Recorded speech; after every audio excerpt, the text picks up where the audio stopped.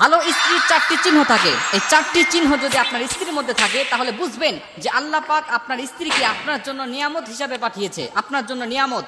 মিশকাত শরীফের 3732 নম্বর হাদিস। খুব খেয়াল করেন মা বোনেরা যারা পর্দার অন্তরে আছেন, আপনার মধ্যে যদি এই চারটি গুণ না থাকে তাহলে আপনার মধ্যে নিয়ে আসেন, নিয়ে এসে আপনার স্বামীকে সন্তুষ্ট করার চেষ্টা করেন। আপনার স্বামীর আদর্শবান স্ত্রী হন।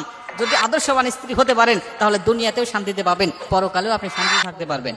এক নম্বরে আল্লাহ রাসূল সাল্লাল্লাহু আলাইহি সাল্লাম বলেন, ওই নারী, ওই স্ত্রী সবচেয়ে ভালো, সবচাইতে নেককার, যে স্ত্রীর দিকে তাকাইলেই স্বামীর চক্ষুটা শীতল হয়ে যায়, স্বামী আনন্দ পায়, স্বামী সন্তুষ্ট হয়ে যায়। মানে স্ত্রী তার স্বামীকে সন্তুষ্ট করার জন্য বিভিন্ন অঙ্গভঙ্গি দিয়ে, কথাবার্তার মাধ্যম দিয়ে, মিষ্টি সুরে কথা বলার মাধ্যম দিয়ে বা বিভিন্ন পোশাক আশাক সাজগোজের মাধ্যম দিয়ে স্বামীকে সন্তুষ্ট করার চেষ্টা করে বা সন্তুষ্ট রাখে, এমন স্ত্রী হলো ওই স্বামীর জন্য আল্লাহ পাকের পক্ষ থেকে নিয়ামত। ও হলো নেককার স্ত্রী। মুসলমান মা বোনেরা আমার, অথচ আমরা দেখতে পাই অনেক পুরুষ ভাইরা অভিযোগ করে, সারাদিন যখন কাজ কর্ম করে বাসার ফেরত আসি আমরা, তখন আমার স্ত্রী আমার সাথে ভালো করে কথা বলে না।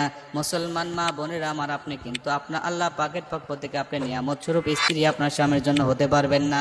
এজন্য আল্লাহ নবী বলে দিয়েছেন, বিভিন্ন অঙ্গভঙ্গি দিয়ে যদি স্বামীকে সন্তুষ্ট রাখার চেষ্টা করে দেয়, ওই স্ত্রীকে আল্লাহ দুনিয়ার জমিনে কল্যাণের মধ্যে রাখবে এবং পরকালেও তার জন্য আমার আল্লাহ পাকের পক্ষ থেকে নিয়ামত রেডি থাকবে।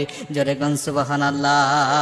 এজন্য মা বোনদেরকে বলতে চাই, আপনার খবরদার স্বামীর সাথে কখনো তাদেরকে নারাজ করে কোনো কাজ করবেন না। সে যখন বাসায় আসবেন, আসার পরে আপনার টার্গেট থাকবে আপনার স্বামীর এখন কি প্রয়োজন, তাওয়ার লাগে, যা লাগে সবকিছু আপনি তাকে আগায়া দিবেন এবং তাকে সন্তুষ্ট রাখার চেষ্টা করবেন। আপনার সংসারে যদি কাজও থাকে ওটা ফেলে রেখে আপনি তার পিছনে পিছনে একটু দৌড়াবেন, দেখবেন আপনার স্বামী সন্তুষ্ট হয়ে যাবে। সারাদিন ক্লান্ত শ্রান্ত দেহ, দেখবেন যে মুহূর্তের মধ্যে সে একটা অন্যরকম এনার্জি তার শরীরের মধ্যে চলে আসবে। 2 নম্বরে আল্লাহ নবী বলে দিয়েছেন, যেই স্ত্রী স্বামীর বৈধ কাজের উপরে সর্বসময় সন্তুষ্ট থাকে, বৈধ কাজগুলো সে মানার জন্য চেষ্টা করে, স্বামী যে বৈধ আদেশগুলো করবে, যে স্ত্রী ওই বৈধ কাজগুলো মানার জন্য চেষ্টা করবে।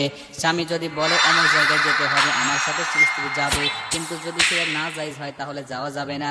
যেমন কোন স্বামী যদি বলে সিনেমা হলে যাব, স্ত্রী যদি না যায়, এখানে স্ত্রীকে আল্লাহ পাক সওয়াব দিবেন, আল্লাহ পাক তার উপরে সন্তুষ্ট হবে। কিন্তু কোনো বৈধ জায়গায় যদি স্বামী যেতে বলে, তাহলে স্ত্রী যদি না যায় তাহলে সেটাই হবে তার জন্য নারাজ। এ মুসলমান বন্ধু আমার, আল্লাহ রাসূল বলে দিয়েছেন, কোনো বৈধ কাজে স্বামী যখন তোমাকে আদেশ করবে,